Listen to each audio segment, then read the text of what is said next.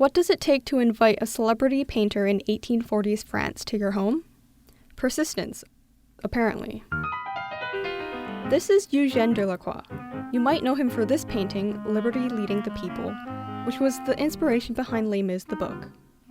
Delacroix was one of the many celebrity artists who filled the salons, parties, theaters, and concert halls of Paris in the 1830s and 40s.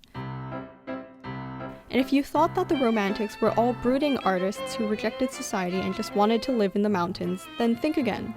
Appearing in the cultural capital's most fashionable venues and meeting the right people could make or break a career. Enter George Sand. She arrived in Paris from the countryside in 1831 as a virtual nobody, and made her literary debut a year later with the novel Indiana, which skyrocketed her to overnight fame. Her books received stellar critical reviews, she outsold big names like Victor Hugo of Les Mis fame, and editors fought to commission her next work. Bolstering all of this was the fact that Sand was a prolific networker with no qualms about sending cold letters to people she didn't know, with requests to connect. And of course, the booming publishing industry didn't skip a beat to print salacious details of her private life and liaisons in the morning papers.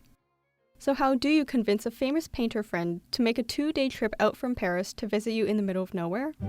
Here's the no-frills invitation that George Sand sent to Delacroix one morning in May 1842. Granted, they were already friends for some years. "Come to Nohant," she wrote.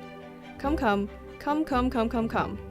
For maximum impact, she had her son Maurice, whom Delacroix had recently taken as a student with light pressure from Sand, tack on more of the same demand 18 times. Then, for good measure, she had the famously moody and aloof Frédéric Chopin, one of the most sought-after pianists of the day, and her longest liaison so far, append a short maths assignment to the letter, with instructions that the artist, quote, multiply the first verse by the number below it, and the total to the 1000th power.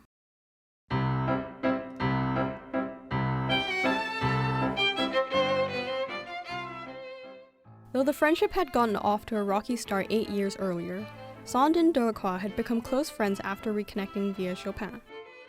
And Delacroix, whom Sand called her old cat, responded favorably to the unconventional romantic couple's rather exhortative invitation. But of course, Sand, with her disarming forthrightness, wrote again to Delacroix after he confirmed his plans to visit in the summer, just to make sure he wouldn't change his mind. "Dear friend," she wrote, "we're waiting for you with an impatience full of joy.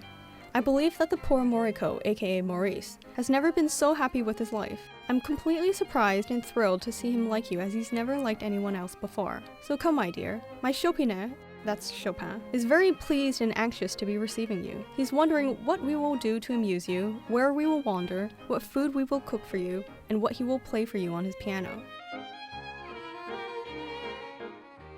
So how would you invite one of the most famous painters of all time to your home? If you enjoyed this video and want to discover more stories from history told by the people who lived through them, remember to like, subscribe, and turn on notifications for future videos from Of Lost Time.